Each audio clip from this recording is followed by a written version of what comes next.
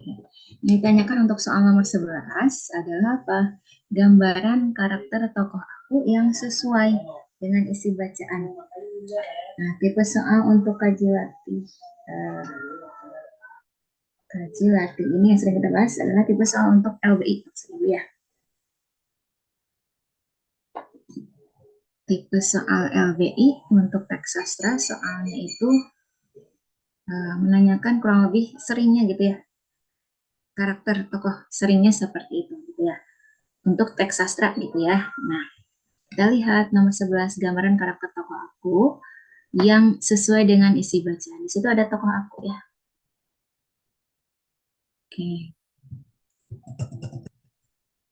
Di sini apakah mudah membaca keadaan lingkungan dan sifat-sifat orang di sekelilingnya sehingga tokoh aku sangat disegani oleh kawannya, atau peduli dengan teman-temannya hingga mengetahui latar belakang, jalan pikiran, bahkan karakteristik mereka secara detail,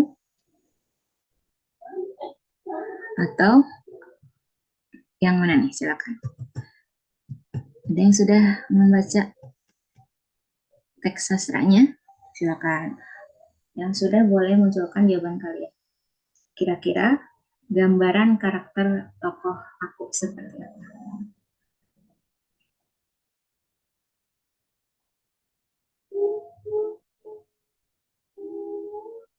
Silakan.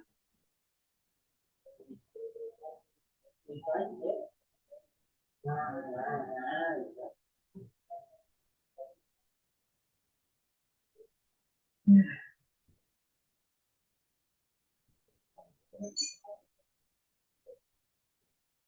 kita lanjutkan ya. Kita bahas. Ada yang sudah menjawab soal ini, itu katanya B. Kita bahas ya. Yang lain setuju B? Bahas beberapa detik setelah Sunu buka pintu dengan kunci dari pemilik rumah, terdengar derit engsel yang sudah berkarat. Di hadapan kami terbentang sebuah ruangan yang sangat luas dengan lantai yang tampaknya tak pernah disapu berbulan-bulan. Beberapa kursi kayu yang berserakan nampak lapuk busuk karena terkena bocoran air hujan di beberapa titik. Ini di luar konteks dulu ya. Ada tanda apa nih? Tanda tanda baca apa? Titik koma. Salah satu fungsi tanda titik koma boleh cek di EYD 5 ya. Yaitu apa? Salah satunya untuk pengganti konjungsi. Gitu ya. Kira apa nih konjungsi yang digunakan? Ini sesuai konteksnya. Misalkan di hadapan kami terbentang sebuah ruangan yang sangat luas dengan lantai yang tampaknya tak pernah disapu berbulan-bulan. Bisa dan atau kemudian gitu ya. Dan beberapa kursi kayu yang berserakan dan seterusnya. Kayak gitu ya. Tergantung konteksnya. Jadi titik koma salah satu fungsinya untuk menggantikan konjungsi. Gitu ya. Kita lanjutkan. Ada dua buah jendela panjang menghadap ke teras dan seterusnya. Ini deskripsi apa? Deskripsi ruangannya seperti apa? Deskripsi di dalam rumah tersebut seperti apa? Kan ini di beberapa detik setelah sudah buka pintu ya. Nah, terlihat nih gambaran deskripsi dari rumahnya seperti apa ya. Nah, jadi masih ingat paragraf deskripsi? Jadi dalam teks sastra bisa kita temukan. Jadi tidak hanya paragraf narasi dalam uh, teks sastra itu, bisa juga ditemukan paragraf deskripsi. Bisa untuk mendeskripsikan apa, menggambarkan apa, menggambarkan latar. Di sini latar tempat kebetulan ya. Bisa juga menggambarkan atau mendeskripsikan latar waktunya seperti apa, latar suasananya. Misalkan latar suasana tegang misalkan deskripsikan seperti apa gitu ya. Gambarannya seperti apa. Bisa juga mendeskripsikan apa, itu dalam teks sastra ya. Mendeskripsikan selain latar, bisa juga mendeskripsikan karakter tokoh. Ya, seperti itu. Atau gambaran fisik tokoh seperti apa. Biar kita membayangkan, oh fisik tokohnya tinggi, putih, dan seterusnya. Nah, dan seterusnya ya, itu belum ketahuan tokoh aku seperti apa nih pada di kalimat awal tadi. Ya, kalimat awal tadi. Nah, di sini Alex yang selalu berbicara dengan kameranya. Aku merasa Alex memutuskan merekam sudut rumah yang mendekatinya sebelum Gusti yang matanya juga seperti lensa itu melampauinya. Dan seterusnya ya. Nah, persaingan kedua mahasiswa yang bercita-cita merekam dunia ini sering merepotkan kami. Alex amat hebat dalam merekam, tapi sekali jadi hasilnya amat itu dan seterusnya. Jika Alex terlihat emosional hingga terekam pada foto-fotonya, sehingga aku cenderung lebih menyukai karyanya. Maka, nah di sini jika maka kurang tepat ya. Gusti yang pendiam itu mengirim rasa misteri berjarak dan dingin terhadap subjek yang direkamnya. Ya, jika Alex cukup menghabiskan setengah hal film untuk satu peristiwa, kalau Gusti gimana? Gusti bisa menggunakan beberapa role. Ini penggambaran karakter Alex dan Gusti dari pandangan tokoh aku gitu ya. Nah, di sini kita lanjut. Terdengar lenguhan Daniel yang mencoba menebak-nebak manusia di zaman apa yang terakhir menempati rumah itu katanya. Terus mungkin zaman Belanda katanya bersungut-sungut menjawab pertanyaannya sendiri. Atau mungkin zaman batu, demikian ia menambahkan. Kian asyik mengamati tembok kotor yang sudah tak jelas warnanya, atau krem atau coklat jeruk katanya. Sini muncul tokoh siapa? Daniel sama Kinan ya. Di sini karakter Daniel bisa terlihat nih, karakter Kinan juga bisa terlihat ya, termasuk tadi Alex dan Gusti. Dari penggambaran apa ini penggambaran tanggapan tokoh aku ya, seperti itu. Atau bisa juga ini masuk ke cara menggambarkannya itu melalui tindakan tokoh. Itu ya, gerak-geriknya dimunculkan seperti itu ya. Sunu bergumam dan hanya aku yang bisa mengerti kata-kata yang dikeluarkan di antara sepasang bibirnya yang jarang bicara itu. Dan seterusnya di sini Kinan seolah tak mendengar dan seterusnya. Terus itu ya dan seterusnya. Nah, tadi dia menjawab jawabannya apa nih? Tadi ada yang menjawab yang B ya.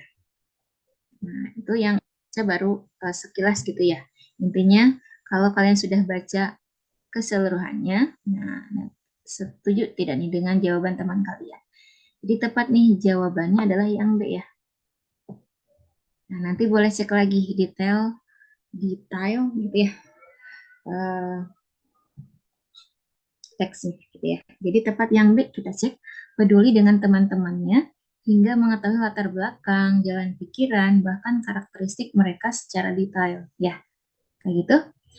Kenapa tidak A? Misalkan mudah membaca keadaan lingkungan dan sifat-sifat orang di sekelilingnya.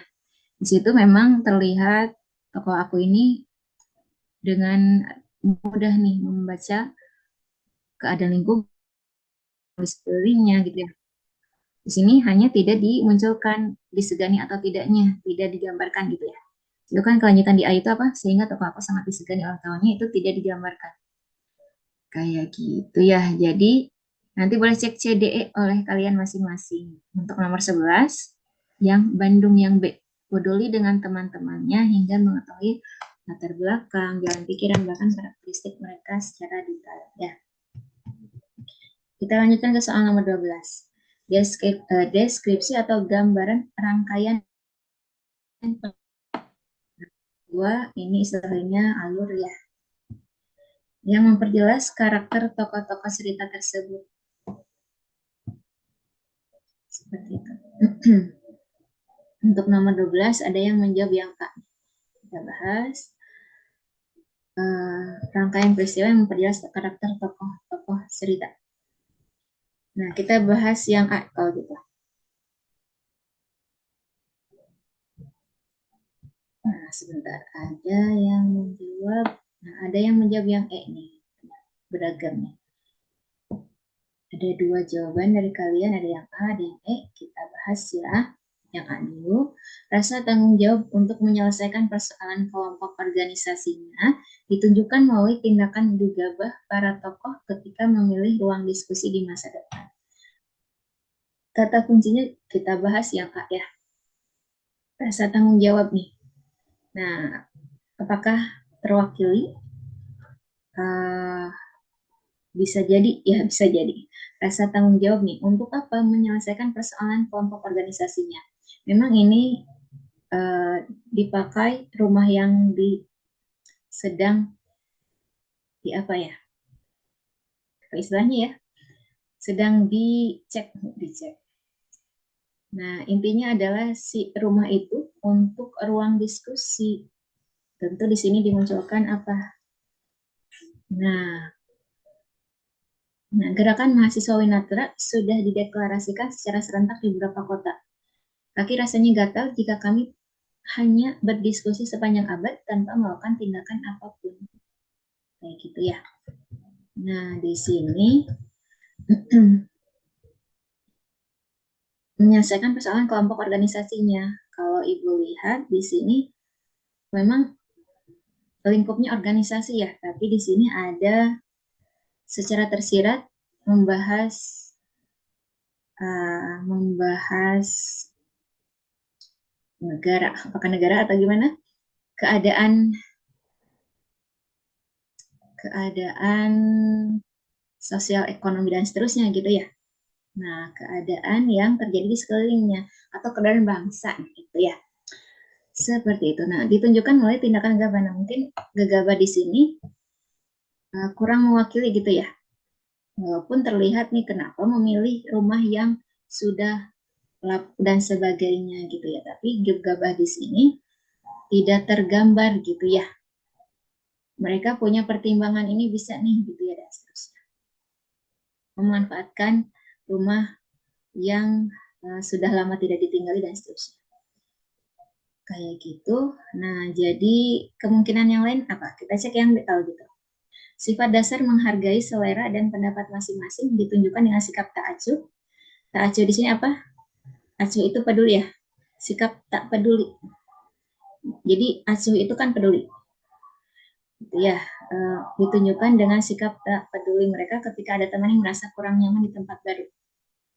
Harusnya, nah ini seakan bertolak belakang gitu ya. Menghargai nih yang ditunjukkan dengan sikap, nah ini maksudnya mungkin acuh gitu ya. Nah, yang penasaran dengan arti tak acuh itu apa? Nah, acuh sendiri apa? Pernah kita bahas ya, ada acuh, ada indah. Gitu ya. Acuh itulah peduli atau mengindahkan. Kayak gitu. Jadi tak acuh itu tak peduli. Gitu ya. Nah, ini mungkin maksudnya sikap peduli gitu ya sih. Sifat dasar menghargai selera dan seterusnya. Ini mungkin arahnya harusnya apa? Sikap acuh gitu ya. Sikap acuh mereka ketika ada teman yang merasa kurang nyaman di tempat baru. Ini konteks merasa kurang nyaman di tempat baru, kurang mewakili teksnya ya, teks sastranya. Nah, langsung saja yang mana yaitu yang E nih. Tadi ada yang menjawab yang E ya. Kita bahas kenapa yang E. Sikap tegas dan mengutamakan kepentingan banyak orang ditunjukkan oleh tekad para tokoh untuk mengubah rumah tak layak menjadi ruang diskusi. Terwakili yang mana nih? Mengubah rumah tak layak menjadi ruang diskusi. Itu mewakili tekad mereka. Menggambarkan apa? Sikap tegas dan mengutamakan kepentingan banyak orang. Tidak masalah mereka ruang diskusinya tak layak misalkan, atau mereka menyisihkan misalkan uangnya untuk membeli cat dan seterusnya gitu ya. Mengeluarkan tenaga untuk membersihkan rumah tak layak menjadi layak untuk melakukan diskusi gitu ya. Nah, jadi di situ ada tekad mereka mengutamakan kepentingan banyak orang melalui organisasi mereka gitu ya. Seperti itu. Ada kemungkinan C dengan D tidak? Silakan boleh dicek lagi. Silakan. Nah, jadi nomor 12 lebih ke yang E, setuju tidak? Kita lanjutkan. Soal nomor 13. Hal yang dipikirkan Kinan ketika melihat sekeliling rumah tua yang dipilih teman-temannya adalah apakah A tidak menyukai tiap sudut ruangan yang dia teliti secara detail? Apakah kurang mempercayai? Nah, ini ya memang P-nya dulu ya. Nah, ada yang menjawab yang C nih.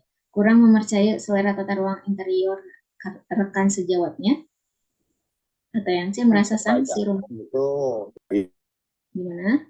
Merasa sanksi rumah yang kotor itu bisa dijadikan sekretariat organisasi. Sanksi itu apa? Ragu ya. Jadi ada dengan NG, sanksi itu ada dengan NK. Gitu ya. Kalau dengan NG itu ragu ya, artinya merasa ragu sanksi dalam konteks ini. Kalau sanksi dengan NK itu artinya hukuman ya. Oke. Kita lanjutkan yang delta. Meragukan kemampuan teman-temannya dalam mendesain ruang, atau yang E menyalahkan dan menghujat teman-teman yang beli rumah itu. Nah, di sini secara makna ya ada yang mirip antara merasa sanksi dengan meragukan. Tapi konteksnya apa yang disangsikan, apa yang diragukan gitu ya. Kalau yang A apa tidak menyukai nih, apa yang tidak disukai oleh Kinan, atau kurang percaya, apa yang kurang dipercaya oleh Kinan itu seperti itu dan seterusnya. Nah, ada yang menjawab yang C ya, itu merasa sanksi rumah yang kotor itu bisa dijadikan sekretariat organisasi. Nah, yang lain setuju? Yang C? Sebentar. Nih. Ada yang C gitu kan ya? Oh enggak. Yang E itu ya tadi yang terakhir ya. Yang E itu tadi jawaban untuk soal jawaban E. Ya, nah, jadi yang nomor 13 ada yang menjawab yang C. Nah, jadi tepat yang C ya, merasa sanksi rumah yang kotor itu bisa dijadikan sekretariat organisasi. Kita bandingkan dengan yang delta. Sama-sama kan konteksnya, maknanya gitu ya. Sama-sama ragu nih, merasa sanksi meragukan. Kurang lebih arahnya sama, tapi di sini konteksnya bagaimana konteks dalam ceritanya gitu ya. Konteks di C, D-nya kita cek. Kalau C, sanksi pada apa? Merasa sanksi bahwa apa gitu ya. Rumah yang kotor itu bisa dijadikan sekretariat organisasi, konteksnya itu. Sesuai ya dengan konteks dalam teks sastranya. Kalau yang delta gimana? Meragukan kemampuan teman-temannya dalam mendesain ruang. Ini konteksnya kurang terwakili gitu ya, meragukan kemampuan teman-temannya. Kayak gitu, kita cek ya, di mana yang menunjukkan secara tersirat bahwa Kinan ini sanksi. Sanksi bahwa rumah tersebut bisa dijadikan sekretariat ya. Nah, kita lihat. Nah, sebentar. Nah, ya, atau mungkin zaman batu itu kelanjutan dari pendapat Daniel ya. Kinan asyik mengamati. Nah, Kinan asyik mengamati tembok kotor yang sudah tak jelas warnanya, atau krem atau coklat jorok. Coklat apakah warna atau makanan? Gitu ya. Itu penulisannya memang dengan E, coklat gitu ya. Nanti boleh cek di KLB. Kita lanjutkan lagi, kata kunci mewakili Kinan seperti apa. Kinan seolah tak mendengar ucapan Sunu atau lemuhan Daniel yang mirip suara kerbau karena apa? Lebih sibuk mengusap-usap tembok seolah permukaan tembok itu adalah hamparan kain sutra. Gitu ya. Yang penasaran sutra itu fungsinya seperti apa? Menggunakan E atau tidak nih? Nah, ternyata yang bakunya itu adalah tanpa E ya, bisa kalian perbaiki. Sutra itu tanpa E. Sudah tahu ya sutra itu apa? Benang halus dan lembut yang berasal dari kepompong ulat sutra. Jadi tanpa E ya, bisa kalian perbaiki. Gitu. Nah, ada dua kalimat yang mewakili Kinan itu seperti apa. Ya. Nah, kalau kita lihat kenapa jawabannya merasa sanksi gitu ya. Kita lihat di kalimat yang sebelumnya. Penggunaan diksi ini. Tembok kotor. Nah, ada kotor di sini, tembok kotor yang sudah tak jelas warnanya, atau krem atau coklat jorok. Walaupun ini kalau Ibu lihat, ini kata-kata uh, dari tokoh aku sebenarnya. Ini kan gambaran Kinan dari sudut pandang tokoh aku. Dari sudut gitu ya, dari pandangan tokoh aku. Nah, melalui pandangan tokoh aku terhadap Kinan, seolah Kinan ini gitu ya, melihatnya itu maksud itu ya, melihatnya itu terwakili dengan diksi yang digunakan oleh tokoh aku. Kinan asyik mengamati tembok kotor yang sudah tak jelas warnanya, atau krem atau coklat jorok. Ada kata kunci coklat jorok gitu ya. Ada kata kunci apa? Mengusap-usap tembok seolah permukaan tembok kotor. Nah, seolah permukaan tembok kotor itu adalah hamparan kain sutra tanpa ya sebenarnya. Gitu. Jadi itu kita akhirnya kita pilih yang C gitu. Setuju nggak? Merasa sanksi rumah yang kotor itu. Nah, ada kata kunci kotor. Rumah yang kotor itu bisa dijadikan sekretariat organisasi. Gitu konteksnya, sanksinya rumah tersebut bisa dijadikan sekret ya. Kita lanjutkan ke soal nomor 14. Silakan, ada yang ingin disampaikan? Nomor 14, apa yang ditanyakan ini? Respons, memang respons itu ada S ya di akhir. Respons tokoh aku terhadap penilaian orang tentang rumah yang akan dijadikan sekret organisasi adalah, nah, sebenarnya di sini ada tambahan eh, di soal yang lain ya, ada kutipan dalam teks sastranya itu pandangan orang gitu ya, kurang lebih dari kata-kata tokoh aku sebenarnya. Tapi di sini tidak dimasukkan di dalam teks yang dimasukkan di sini ya. Nah, apakah yang A, teman-temannya memiliki keahlian dalam mendesain ulang ruangan yang tidak terawat. T-nya kelebihan ya. Kelebihan ya, respons tokoh aku terhadap penilaian orang tentang rumah yang akan dijadikan sekret organisasi. Respon tokoh aku ini seperti apa gitu ya.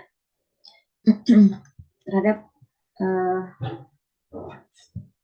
pandangan orang-orang. Silakan jawaban kalian apa?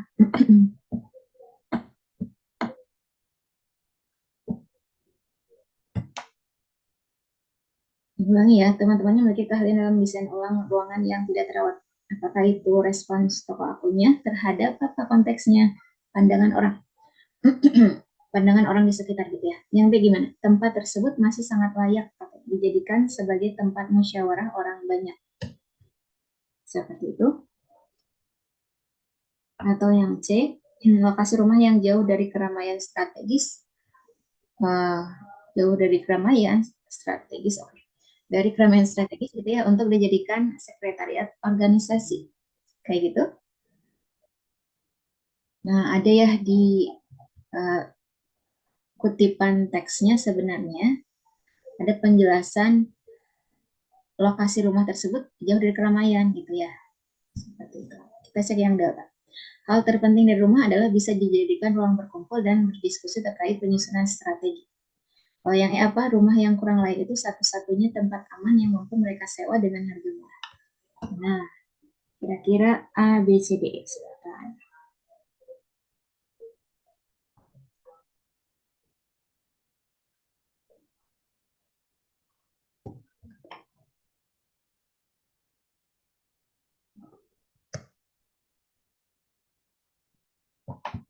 Ya, yang sudah menentukan jawabannya lebih ke yang. Oke, jadi untuk yang A itu kurang ya. Konteksnya penilaian orang-orang, penilaian orang di sekitarnya. Penilaian orang-orang gitu ya, terhadap penilaian orang-orang tentang rumah yang akan dijadikan sekret organisasi. Dan yang A kurang kurang mewakili soal tersebut gitu ya. Yang B bagaimana, tempat tersebut masih sangat layak dijadikan sebagai tempat musyawarah orang banyak. Nah, di situ apakah dengan gambaran deskripsi yang ada di situ bisa disebut layak atau tidaknya? Misalkan kalau layak, nah kelanjutannya dijadikan sebagai tempat musyawarah orang banyak. tempat musyawarah orang banyak. Nah, konteksnya apa? Tempat musyawarah orang banyak, kurang mewakili gitu ya. Terus yang C, lokasi rumah yang jauh dari keramaian strategis untuk dijadikan sekre organisasi. Ini antara keramaian strategis atau lokasi rumah yang jauh dari keramaian strategis untuk dijadikan sekre organisasi. Nah, itu menjadi ambigu ya kalimatnya. Nah, tadi sempat disampaikan memang ada gambaran dalam teks sastranya dalam potongan yang lain ya yang tidak dimunculkan. Lokasinya itu jauh dari keramaian. Kalau yang data gimana? Hal terpenting dari rumah adalah bisa dijadikan ruang berkumpul dan berdiskusi terkait penyusunan strategi. Nah, jadi jawabannya lebih ke yang delta. Betul. Ada yang setuju ya jawabannya yang delta? Hal terpenting dari rumah adalah bisa dijadikan ruang berkumpul dan berdiskusi terkait penyusunan strategi. Kalau yang tidak tergambar gitu ya. Di sini satu-satunya tempat aman dan seterusnya. Ditambah apalagi konteksnya murah katanya ya. Nah, di situ apakah tokoh aku berpendapat seperti itu responsnya? Itu ya. Jadi lebih ke hal terpenting di rumah adalah bisa dijadikan ruang berkumpul dan berdiskusi. Kayak gitu ya. Tadi ada yang setuju ya dengan delta.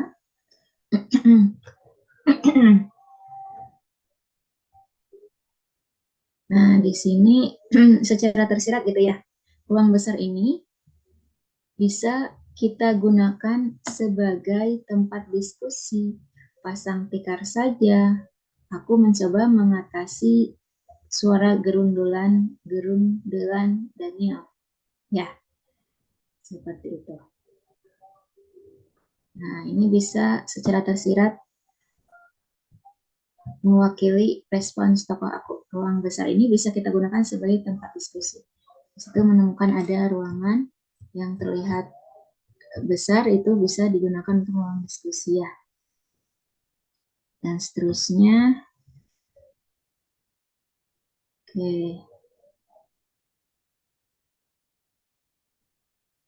Aku membutuhkan Sunu dan rasanya kami sama-sama langsung tahu ruangan besar itu harus kami sulap menjadi sekret. Tempat kami kelak melakukan kegiatan administrasi untuk diskusi dan rencana gerakan. Gitu ya. Seperti itu. Jadi secara tersirat kita temukan di situ respons tokoh akunya.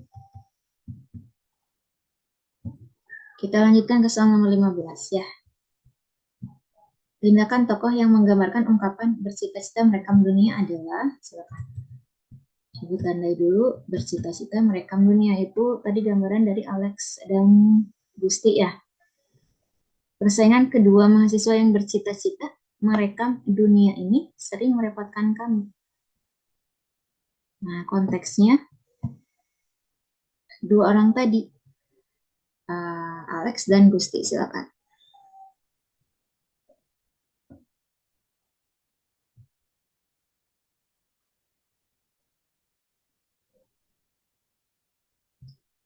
Kalau diartikan apa sih cita-cita ya di KBBI? Cita-cita itu keinginan atau kehendak yang selalu ada di dalam pikiran.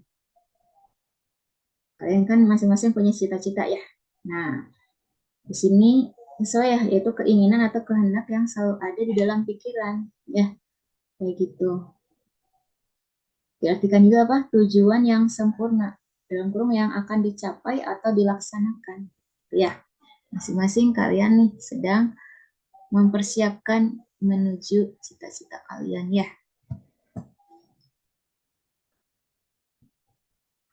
Nah, kita lihat jawabannya kira-kira apa. Apakah A, melakukan kegiatan pengamatan kondisi sekitar secara diam-diam? Apakah mewakili ungkapan bercita-cita merekam dunia? Atau yang B, merekam kondisi sekitar yang menghabiskan beberapa role film? Seperti itu. Tadi digambarkan Alex itu setengah role film untuk satu peristiwa gitu misalkan ya. Kalau Gusti itu beberapa role film untuk satu peristiwa. Apakah itu mewakili. Nah, di sini konteksnya kedua orang tersebut bercita-cita merekam dunia. Merekam dunia, gitu kan ya. Kita cek yang C-nya belum ya. Kayak yang C membayangkan merekam setiap sudut sekitar yang menarik hatinya untuk disimpan. Gitu ya. Kalau yang delta gimana? Mendokumentasikan setiap peristiwa yang ada di sekitar secara rutin. Kalau delta di sini ada rutin, apakah mewakili ungkapan tersebut? Terwakil tidak. Kalau yang E gimana? Memotret setiap detail ya. Harusnya detail. Ada yang sudah buka KBBI, tadi ya menemukan ada kata kunci detail di salah-salah sebelumnya. Harusnya detail nulisnya ya. Kita lanjutkan. Memotret setiap detail kondisi sekitar secara rinci dan berulang untuk mencapai kepuasan diri. Ini kepuasan diri di situ kurang mewakili. Berarti yang mana? Setuju yang C tidak? Di antara 5 jawaban bisa kita pilih yang C nih. Membayangkan. Kenapa membayangkan? Karena ada kata kunci cita-cita yang bercita-cita di situ. Salah satu arti cita-cita di KBB itulah keinginan atau kehendak yang selalu ada di dalam pikiran. Nah, ini bisa masuk ya. Itu membayangkan merekam setiap sudut sekitar yang menarik hatinya untuk disimpan. Kayak gitu ya. Merekam dunia. Dalam konteks tersebut sedang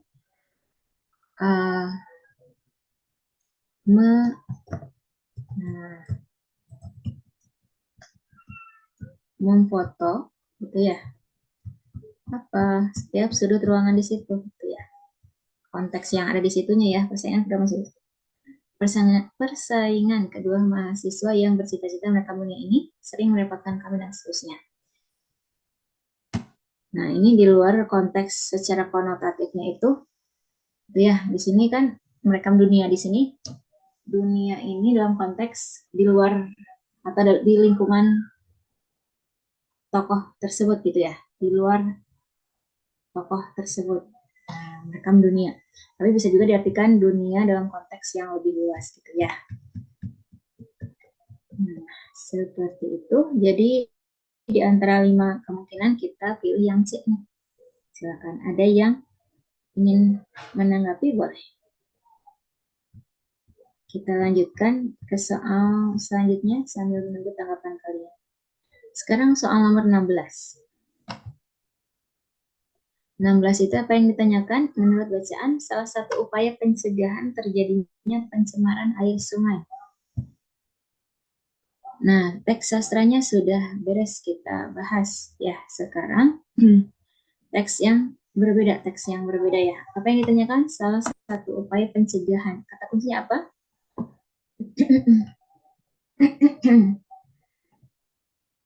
Upaya pencegahan pencemaran sungai.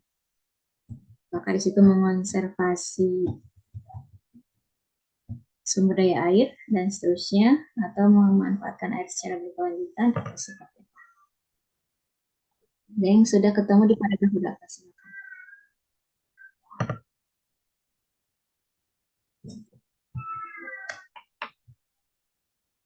Nah, ada yang menjawab yang C nih untuk nomor 16.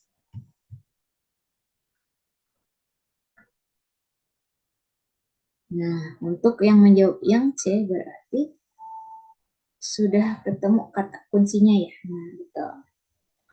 Itu di paragraf 3 ya, seperti itu. Nah, salah satu betul nih, ada yang menjawab yang C dan ditambah penjelasannya. Yaitu ada di paragraf 3 katanya ya. Sini ya. Salah satu upaya untuk mencegah terjadinya pencemaran air sungai adalah apa? Memelihara sungai agar tetap memiliki kemampuan mereduksi dan membersihkan bahan pencemar yang masuk ke sungai.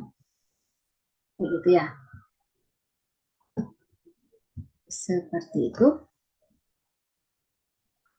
Apakah sesuai dengan yang C? Kita lihat. Memelihara sungai agar tetap memiliki kemampuan mereduksi dan membersihkan bahan pencemar. Sesuai ya.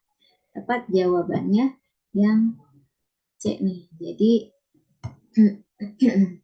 untuk soal seperti ini, misalkan kalian tanpa membaca paragraf 1 dan 2, untuk tipe soal seperti ini ya, langsung bisa ke kata kunci. Ya, jadi tidak jauh dari kata kunci yang ada. Gitu. Kita temukan ada di paragraf 3 tadi ya. Selanjutnya ke soal nomor 17. Nah, ada yang sudah ketemu? Undang-Undang nomor 17 tahun 2019 tentang sumber daya air. Penulisannya memang seperti ini. Penulisan seperti apa? Maksudnya seperti apa? Nah, undang-undang UU-nya disingkatnya, U-nya keduanya kapital karena diambil dari uh, huruf awalnya saja. Ya, dan kata ulangnya itu sama gitu ya. Kata ulang utuh gitu ya, undang-undang. Kalau berlari-lari itu bukan kata ulang utuh ya. Kalau undang-undang kan yang diulang secara utuh gitu ya. Jadi kalau kalau kalian temukan berulang-ulang dalam judul gitu ya. Jadi berulang-ulang itu B-nya saja yang kapital. Jadi kalau undang-undang disingkatnya itu ada dua alasan ya maksudnya ya. Undang-undang kalau dijabarkan undang-undang kedua U-nya kapital. Sekaligus kalau disingkat sama U-nya juga tetap kapital keduanya karena diambil dari huruf awalnya. Ya, lanjutkan di sini NO, N-nya itu kapital. Karena apa? Ini dokumen resmi. Undang-undang nomor berapa? 17 tahun. T-nya kenapa kapital? Karena nama dokumen nih, nama dokumen resmi ya. Di luar konteks yang lain, T-nya kecil, tapi dalam konteks dokumen resmi tahun di sini T-nya kapital. Tentang ini karena kata tugas ya. Ini tidak kapital. Yang kapital apa? Sumber daya airnya. Kenapa? Nama dokumen resmi. Di luar konteks nama dokumen, itu ya ini kecil saja, tapi ini nama dokumen resmi, ini tidak kapital. Dokumen resmi, judul gitu ya, akan kapital, tapi kalau di luar itu tidak. Nah, untuk nomor 17 ada yang sudah menjawab yang E. Nah, yang lain bagaimana? Ada yang setuju juga dengan E, dua orang menjawab yang E untuk nomor 17. Nah, kita lihat kata kunci undang-undangnya di sini ya. Ada di paragraf 4 berarti ya. Nah, yang ditanyakan, dibaca dari diktatnya, pengertian ungkapan upaya pengelolaan kualitas air. Ya, upaya pengelolaan kualitas air. Di sini konteksnya undang-undang, gitu ya. Nomor sekian, gitu ya. Dan seterusnya. Di sini kan dijelaskan upaya pengelolaan kualitas air merupakan bagian yang tidak terpisahkan dari pengelolaan sumber daya air. Pengelolaan sumber daya air dikelola dari segi kuantitas dan kualitas. Ketentuannya itu diatur dalam undang-undang dan seterusnya. Berarti ini nyambung ya. Katanya upaya pengelolaan kualitas air itu tidak terpisahkan dari pengelolaannya. Pengelolaannya itu ada ketentuannya diatur dalam dan seterusnya. Nah, tadi ada yang menjawab untuk nomor 17 yang E, tepat nih yang E ya. Itu melakukan konservasi air ya. Di sini konservasi sumber daya air, pendaya gunaan sumber daya air ya dan seterusnya. Gitu, jadi sesuai opsi E. Melakukan konservasi air, sumber daya air, dan pendaya gunaan sumber daya air ya, serta mengendalikan daya rusak air. Nah, mana tadi? Nah, pengendalian daya rusak air juga ya termasuk. Kita lanjutkan ke soal nomor 18. Apa yang ditanyakan? Menurut bacaan, alasan penetapan kualitas air berdasarkan jenis kegiatan. Katanya adalah adanya perbedaan apa? Silakan.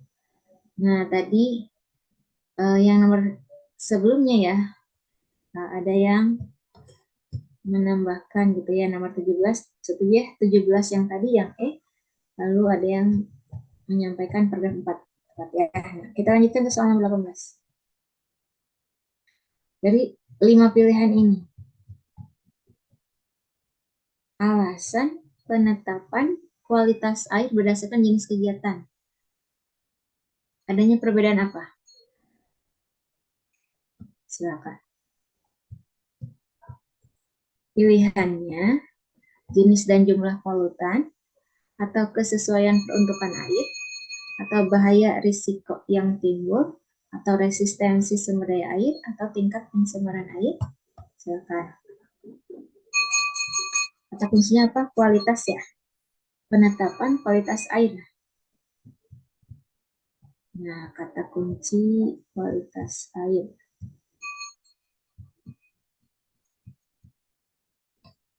Di sini ya, paragraf 2.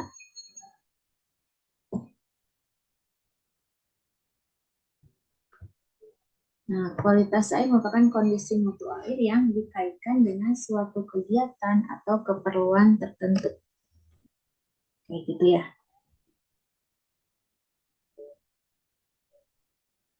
Terus, kita lanjutkan lagi. Nah, ada yang menjawab yang B. Kualitas air mengacu pada kadar polutan yang terkandung dalam air dan kemampuannya untuk menunjang kehidupan ekosistem yang ada di dalamnya. Kayak gitu. Kita lanjutkan. Dengan demikian, kriteria kualitas air itu berbeda antara suatu kegiatan dan kegiatan lain. Sebagai contoh, kualitas air untuk keperluan irigasi tentu berbeda dengan air minum dan industri. Hal ini menjadi dasar dalam penetapan pencemaran suatu badan air. Misalnya, sungai dianggap tercemar jika kualitasnya sudah tidak sesuai dengan peruntukan. Nah, untuk yang menjawab yang B nih, ada kemungkinan sebenarnya ya. Kesesuaian peruntukan air, memang kata kuncinya arahnya ke situ ya. Yang B bisa nih, gitu ya. Kesesuaian peruntukan air. Jadi katanya untuk irigasi dan untuk air minum dan industri itu berbeda kayak gitu ya. Secara kata kunci B ini bisa untuk peruntukannya. Ada kata kunci jika kualitasnya sudah tidak sesuai dengan peruntukannya. Nah, tapi ada kemungkinan jawaban yang lain. Begitu ya. Untuk pertanyaan alasan sebentar. Alasan penetapan kualitas air berdasarkan jenis kegiatan. Yang B kemungkinan bisa, tapi ada kemungkinan jawaban yang lain gitu ya. Sini kan dengan demikian gitu ya, atau tadi ya, kenapa ada kecenderungan yang B tapi ada kemungkinan yang lain gitu ya. Untuk kecenderungan yang B itu sebenarnya tadi yang ini jika kualitasnya sudah tidak sesuai dengan peruntukannya. Terus apa lagi? Sebagai contoh gitu ya, atau dengan demikian kriteria kualitas air itu berbeda antara suatu kegiatan dan kegiatan yang lain. Terus di sebelumnya apa? Dengan demikian kan itu menunjukkan apa? Akibat gitu ya. Akibatnya apa? Kriteria kualitas air itu berbeda ya antara suatu kegiatan dan kegiatan lain. Apa penyebabnya? Ada di sebelumnya. Kayak gitu. Kualitas air merupakan kondisi mutu air yang dikaitkan dengan suatu kegiatan atau keperluan tertentu. Kualitas air mengacu pada kadar polutan yang terkandung dalam air dan kemampuannya untuk menunjang kehidupan ekosistem yang ada di dalamnya. Nah, aku tandai dulu ya. Ini yang arahnya ke untuk peruntukannya gitu ya. Nah, ini seperti itu ya. Terus kriteria kualitas air itu berbeda antara satu kegiatan dengan kegiatan lain. Ada kata kunci ini dan kualitas air untuk keperluan irigasi dan seterusnya ya. Berbeda dengan air minum dan industri. Nah, ini sebenarnya bisa arahnya ke jawaban B gitu ya. Tapi bisa ke jawaban yang lain. Itu apa? Boleh kalian lihat opsi A. Jenis dan jumlah polutan. Nah, ini tersirat ya. Kayak gitu, kita lihat kualitas air merupakan kondisi mutu air yang dikaitkan dengan suatu kegiatan atau keperluan tertentu. Kualitas air mengacu pada kadar polutan yang terkandung dalam air dan kemampuannya untuk menunjang kehidupan yang ada dalamnya.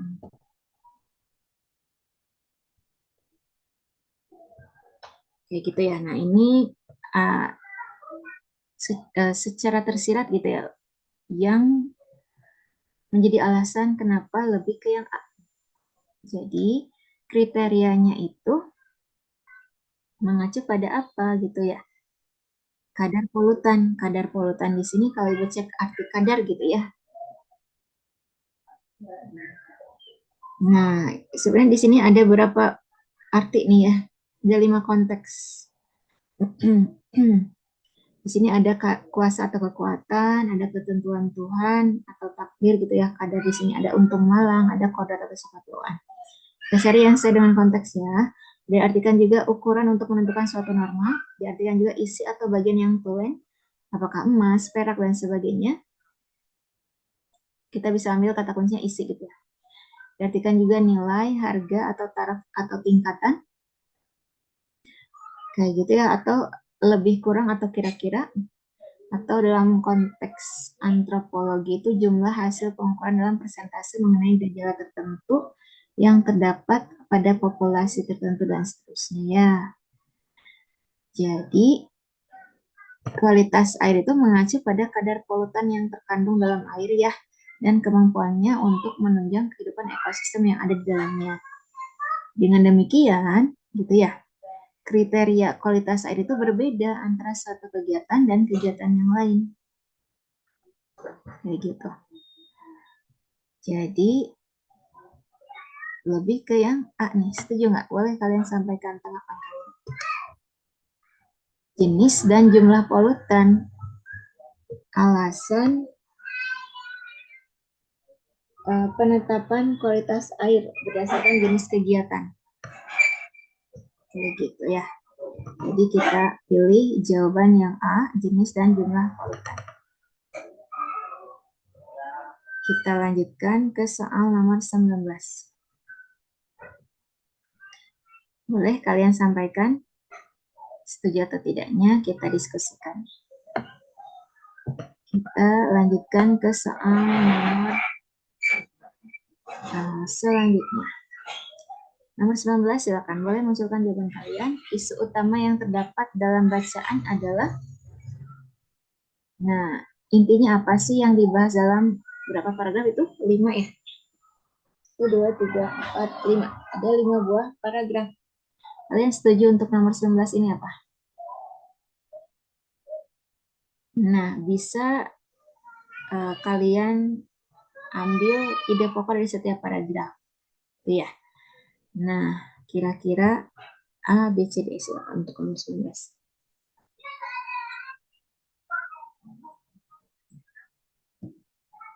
Kita lihat ya. Sini secara kodratik katanya air menjadi kebutuhan pokok ya. Air dimanfaatkan manusia untuk minum, mandi, mencuci pakaian, dan seterusnya. Selain itu air juga dibutuhkan dalam kegiatan industri dan seterusnya. Namun demikian, di balik besarnya manfaat tersebut, aktivitas manusia di bidang pertanian dan seterusnya telah terbukti apa? Menyebabkan menurunnya kualitas air.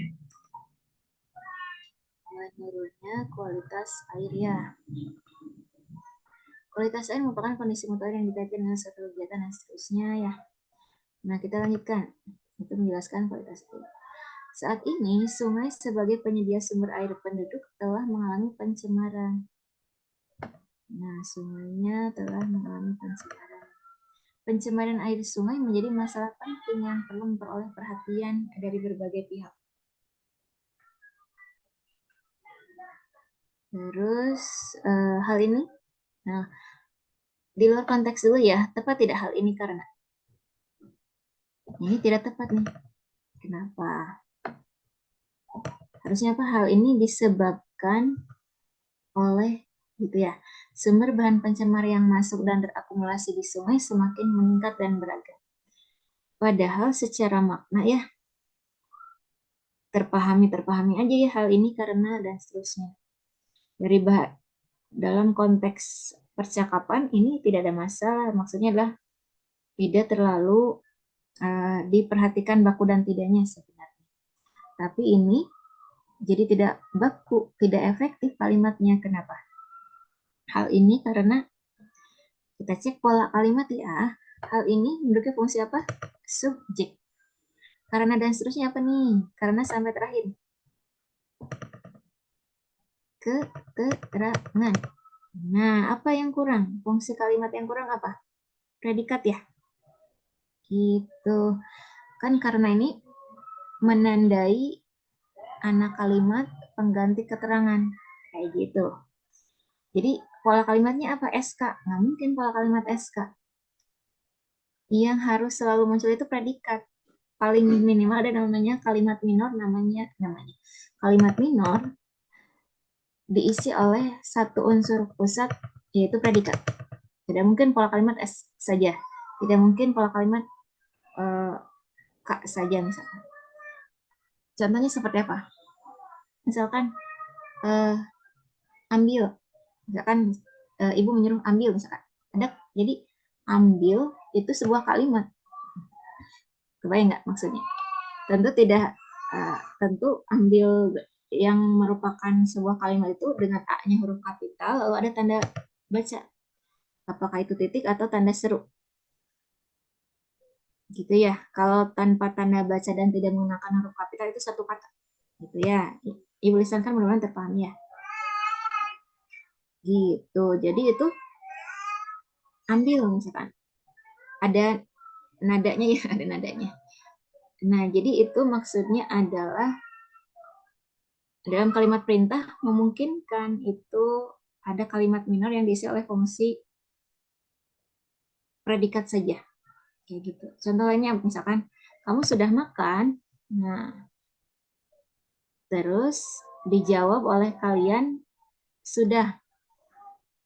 Sudah dengan S-nya kapital dan ada tanda titik itu sebuah kalimat, bukan satu kata lagi tapi satu kata dalam sebuah kalimat gitu ya. Itu mendukung fungsi apa? Sudah gitu. Dengan ada tanda bacanya ya, ada tanda baca dan diawali oleh huruf kapital itu jadi kalimat akhirnya ya. Jadi di situ sudah, ibu lisankan nggak apa ya? Sudah kata kalian. Nah itu predikat, gitu ya, seperti itu. Siapa yang membawa pulpen? Saya. Nah saya dengan S-nya kapital ada tanda titik itu sebuah kalimat. Walaupun saya dalam kalimat, misalkan saya makan, sayanya itu menduduki fungsi subjek ya. Tapi dalam konteks kalimat yang siapa yang bawa pulpen? Nah, terus dijawab ada kalimat yang baru apa? Saya. Nah, itu menduduki fungsi predikat dalam konteks kalimat yang tadi terakhir yang terakhir. Gitu ya. Nah, Ibu Sina mudah-mudahan terbayang ya. Jadi tidak tepat kalau ada pola kalimat SK. Ada namanya kalimat minor itu predikat saja. Minimal ada satu unsur pusat yaitu diisi oleh predikat. Lalu ada namanya kalimat mayor yang minimal dibentuk oleh dua unsur pusat yaitu subjek dan predikat. Kalau dalam kalimat yang ini apa? SK. Nggak mungkin ya, kurang tepat ya. Jadi perbedanya apa? Si konjungsi ini kita ubah. Kita munculkan predikat. Tadi kan yang tidak muncul predikat ya. Apa gantinya? Disebabkan. Disebabkan itu kan bisa menduduki predikat, menduduki fungsi predikat. Hal ini disebabkan gitu ya oleh, nah boleh kita makan oleh sumber bahan pencemar yang masuk dan seterusnya. Gitu. Jadi boleh tidak hal ini disebabkan karena. Nah, hal ini disebabkan karena juga itu kurang tepat lagi ya. Kenapa? Kalau dilisankan terbayang nggak? Ini luar konteks ya, karena Nah, Ibu yakin untuk soal literasi kalian mudah. Jadi kan hal ini karena itu tidak tepat ya. Alasannya tadi ini subjek, ini karena ini penanda keterangan kurang tepat yang tidak muncul. Tidak muncul apanya?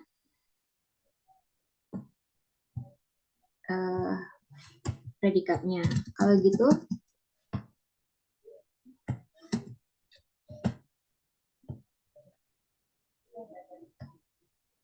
nah Ibu tampilkan pennya di layar. Kita munculkan hal ini disebabkan. Nah, ini oleh itu boleh muncul, boleh tidak ya?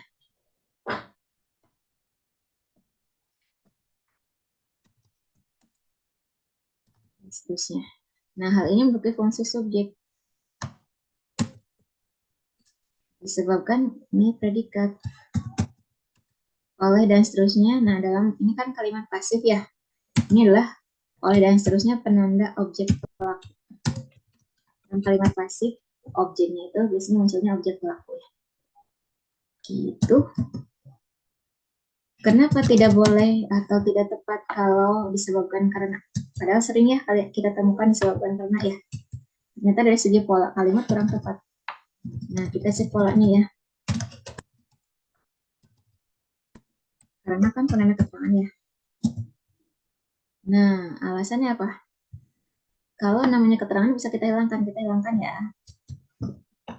Nah, kalau keterangan itu dihilangkan tidak terlalu bermasalah. Gitu ya. Karena bukan inti dari sebuah kalimat. Nah, kalau keterangan dihilangkan kita cek ya. Hal ini disebabkan. Belum beres ya kalimatnya disebabkan oleh apa gitu ya. Itu alasan kenapa disebabkan karena itu kurang tepat. Gitu ya.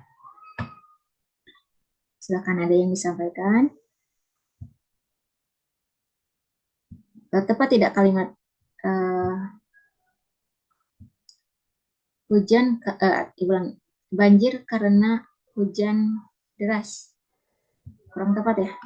Apanya yang kurang tepat? Banjir itu subjek, karena dan seterusnya itu keterangan. Nah, predikatnya nggak ada ya.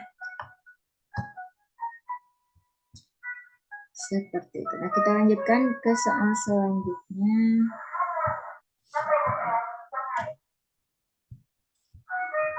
Sudah muncul soal lagi ya. Tadi, nah isu utama ya. Nah, ada yang sudah menjawab untuk nomor 19 adalah yang C nih. Yang lain setuju? Kita cek yang C kalau gitu. Tadi kan kurang lebih membahas adanya pencemaran ya. Menurunnya kualitas air, terus ada pencemaran ya. Terus di sini ada upaya pengelolaan ya. Di paragraf 4-nya ada upaya pengelolaan air, terus ada konservasi sumber daya air ya. Kayak gitu. Nah, kalau yang C kita cek. Penggunaan air pencemaran air, gimana? Penggunaan air, pencemaran air. Nah, ini kalimatnya kayaknya ada yang belum teredit mungkin ya. Nah, air atau pencemaran air gitu ya, salah satu ya. Ini mungkin pencemaran air perlu ditanggulangi agar tidak menimbulkan dampak negatif lanjutan. Sebenarnya seperti itu ya maksudnya. Nah, kata kunci pencemaran ada sebenarnya ya, pencemaran air. Tapi kurang mewakili teks secara keseluruhan. Nah, ada yang menjawab yang delta kita cek. Sumber daya air di alam telah tercemar sehingga perlu adanya upaya pengelolaan air. Nah, untuk yang delta ini mewakili teks secara keseluruhan. Kenapa? Ada kata kunci apa? Sumber daya air tadi ada ya. Terus apa? Di alam dalam konteks salah satunya sungai tadi ya. Apa? Telah tercemar. Membahas tadi adanya menurunnya kualitas air, terus ada pencemaran gitu ya. Terus ada muncul apa? Sehingga apa? Perlu ada upaya pengelolaan air. Ada ya tadi di paragraf 2 terakhir membahas upaya pengelolaan air. Kayak gitu. Kenapa tidak yang A misalkan? Pola pengelolaan sumber daya air dilakukan dengan melibatkan peran serta masyarakat. Kurang mewakili ya. Kata kunci pencemarannya tidak muncul gitu ya. Nah, peran serta masyarakat tergambar nggak? Nah, memang ada sebenarnya melibatkan masyarakat kayak gitu ya, tapi kurang mewakili keseluruhan. Kata kunci pencemarannya tidak ada. Dan seterusnya ya. Silakan. Nomor 19 yang delta. Ada yang ingin menanggapi tidak? Ada kemungkinan yang lain tidak? Oke, kita lanjutkan. Sebagai bagian yang tidak terpisahkan dari pengelolaan sumber daya air, tujuan konservasi sumber daya air itu untuk apa? Nah, tadi ada di paragraf 4 ya. 4 atau berapa? Atau 5-nya? Kunci konsep. Tadi kan di... Oke. Kita cek. Ada di paragraf 5 sebenarnya kata kunci konservasi itu. Tapi nyambung dengan paragraf yang 4 nih. Silakan boleh dimunculkan untuk saat-saat. Tadi diantarkan ada pengantarnya dulu di paragraf 4 untuk pembahasan konservasi selanjutnya. Upaya pengelolaan kualitas air merupakan bagian yang tidak terpisahkan dari pengelolaan sumber daya air ya. Ini konteks tidak terpisahkan itu upaya dengan pengelolaannya. Upaya pengelolaan dengan konteksnya pengelolaan kualitas air dengan pengelolaan sumber daya air. Itu mungkin ya. Nah, di sini apa saja cakupannya? Cakupannya ada konservasi sumber daya air ya, pendaya gunaan sumber daya air, pengendalian daya rusak air, dan seterusnya. Di paragraf selanjutnya didetailkan gitu ya. Nah, di paragraf 5 ada yang menjawab nih katanya di paragraf 5. Detailkan konservasinya seperti apa ya, pendaya gunaannya seperti apa, dan seterusnya ya. Ini mungkin sampai pendaya gunaan ya, pengendalian daya rusak airnya tidak dibahas, belum dibahas ya, atau tidak dimunculkan. Sudah tidak pendaya gunaan. Oh, ada nih. Pendaya gunaannya ada, yang ini ya, terus ada pengendalian daya rusak airnya ada. Kayak gitu. Intinya adalah paragraf 5 itu isi detail penjelasan dalam undang-undang tadi gitu ya. Nah, ada yang menyampaikan di paragraf 5, terus jawabannya katanya soal nomor 20. Yang A itu apa? Kita cek. Menjaga keberadaan dan kelangsungan daya dukung, daya tampung, dan fungsi sumber daya air. Menjaga keberadaan dan seterusnya. Jadi apa pertanyaannya? Sebagai bagian yang tidak terpisahkan dari pengelolaan sumber daya air, tujuan konservasi sumber daya air itu seperti apa katanya? Nah, di sini ya, betul nih. Jawaban teman kalian yang A, yaitu di sini ya, di paragraf 5-nya. Konservasi sumber daya air bertujuan apa? Menjaga keberadaan dan kelangsungan daya dukung, dan seterusnya. Kayak gitu. Nah, tepat jawabannya adalah yang A. Ada yang ingin disampaikan sih. Oke, kita lanjutkan ke soal kaji latih 8. Nomor 1 kita bahas ya. Di sini bahas glukosa dan fruktosa. Soal nomor 1. Kita cek. Berdasarkan proses metabolisme. Ulangi, berdasarkan proses metabolisme, manfaat glukosa dan fruktosa dalam tubuh adalah sebagai apa? Apakah tersurat atau tersirat? Kita kalian temukan. Silakan, boleh dimunculkan jawaban. Perbedaan glukosa dan fruktosa katanya dapat dilihat dari manfaatnya dalam tubuh, gitu ya.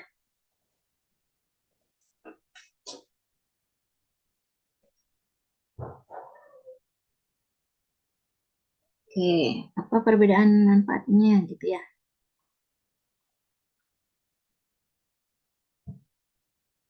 Nah, ada 2 orang yang menjawab yang C. Di sini keduanya katanya dapat digunakan sebagai sumber energi, katanya ya. Tapi katanya glukosa lebih mudah diserap dibandingkan dengan fruktosa dan seterusnya. Glukosa bermanfaat untuk sumber energi utama, membantu pembentukan zat penting, dan ini protein, menjalankan fungsi otak, dan seterusnya ya, termasuk mengalirkan oksigen ke seluruh jaringan. Sementara itu, fruktosa bermanfaat untuk menyimpan energi dalam bentuk glikogen, membentuk lemak pada tubuh, dan mengendalikan kadar gula dalam darah. Seperti itu. Nah, kita lihat ya. Nah, tepat yang C ya. Jawaban kalian tepat, yaitu apa? Manfaat glukosa dan fruktosa itu apa? Sumber energi. Tetapi katanya nih, glukosa lebih mudah diserap dibandingkan dengan fruktosa. Tadi ada ya penjelasannya di sini.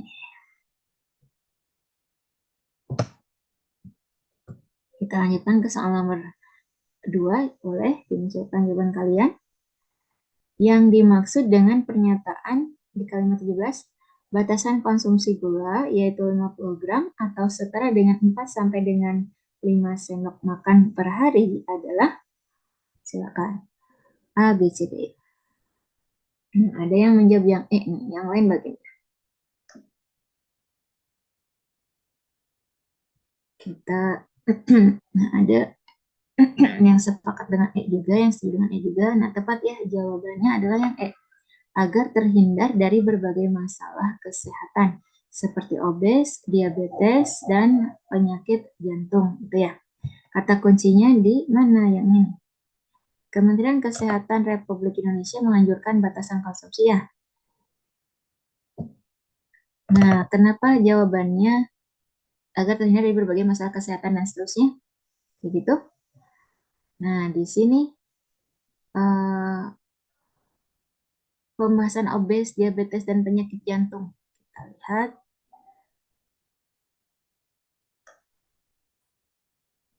Secara kata kuncinya, penyebabnya ada di kalimat yang di sebelumnya nih ya. Di sini. Nah, di sini dimunculkan yang oleh karena itu fruktosa yang masuk ke dalam tubuh tidak dapat mengendalikan kadar gula darah dan seterusnya ya. Nah, di sini dimunculkan faktor risiko untuk fruktosa nih. Fruktosa dapat meningkatkan lipid darah abnormal dan seterusnya, yakni apa?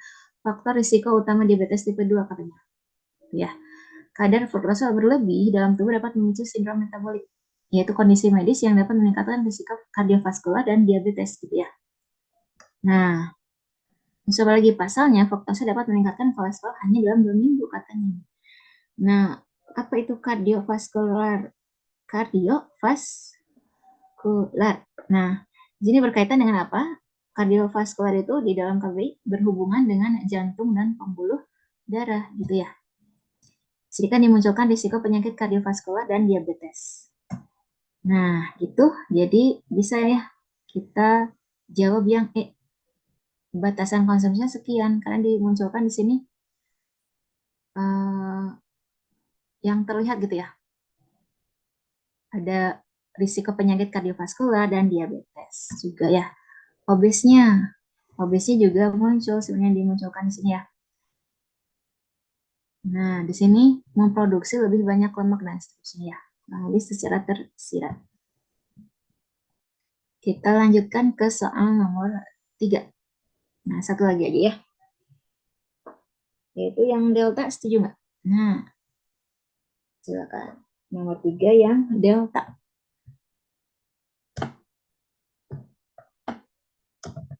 Berdasarkan informasi bacaan tersebut, mengapa fruktosa tidak merangsang produksi insulin dalam tubuh? Nah, ada yang menjawab yang Bandung yang B. Kita coba bandingkan ya. Jadi, jawabannya adalah yang delta nih. Boleh kita bandingkan dengan B. Ada yang menjawab yang B nih. Nah, kita coba bandingkan. Kalau yang delta karena fruktosa tidak langsung dilepaskan ke dalam darah. Kalau yang B apa? Fruktosa memproduksi lebih banyak lemak yang tidak merangsang produksi insulin. Nah, secara kata kunci memang ada nih yang B itu ya. Nah, yang ditanyakan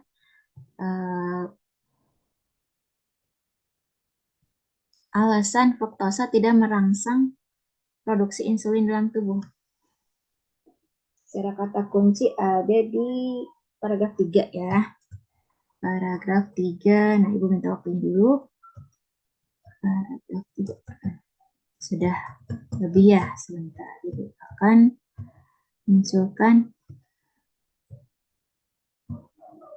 Nah, di paragraf 3.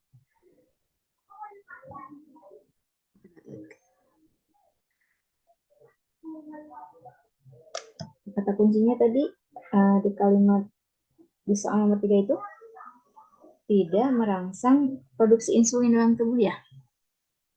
Nah, itulah penyebab fruktosa tidak langsung meningkatkan gula darah dan merangsang produksi insulin selayaknya glukosa. Jadi maksudnya adalah tidak langsung meningkatkan gula darah dan tidak merangsang produksi insulin. Begitu ya. Seperti itu, selayaknya glukosa. Fruktosa itu tidak langsung meningkatkan gula darah dan tidak merangsang produksi insulin. Apa penyebabnya? Ada di kalimat sebelumnya. Itulah penyebab gitu ya. Nah, penyebabnya apa? Jadi dimunculkan glukosa tidak meningkatkan trigliserida atau lemak dalam darah. Kayak gitu ya. Sebenarnya itu, nah ada kata kunci lemak ya. Terus sebaliknya, fruktosa bersifat lipogenik atau memproduksi lebih banyak lemak. Nah, itu mungkin ada yang menjawab yang B, alasan seperti itu ya. Kita lanjut lagi, untuk diproses sebagai energi, fruktosa harus dipecah menjadi glukosa terlebih dahulu oleh organ hati. Nah, tersirat ya. Jadi alasan kenapa yang delta lebih tersirat. Jadi, fruktosa harus dipecah menjadi glukosa terlebih dahulu oleh organ hati. Itu alasan kenapa jawabannya yang delta. Karena fruktosa tidak langsung dilepaskan ke dalam darah, dipecah dulu. Itu kata kunci apa? Itu berkaitan ya dengan itulah penyebab fruktosa tidak langsung meningkatkan gula darah dan merangsang produksi insulin. Alasannya apa? Tidak langsung gitu ya, atau dipecah dulu. Fruktosa harus dipecah menjadi glukosa terlebih dahulu oleh organ hati. Gitu ya. Silakan ada yang mau menanggapi. Jadi nomor 3 jawabannya yang delta. Secara tersirat ya. Gitu. Nah, silakan ada yang disampaikan. Kalau tidak ada, Ibu akhiri ya. Terima kasih. Assalamualaikum warahmatullahi wabarakatuh.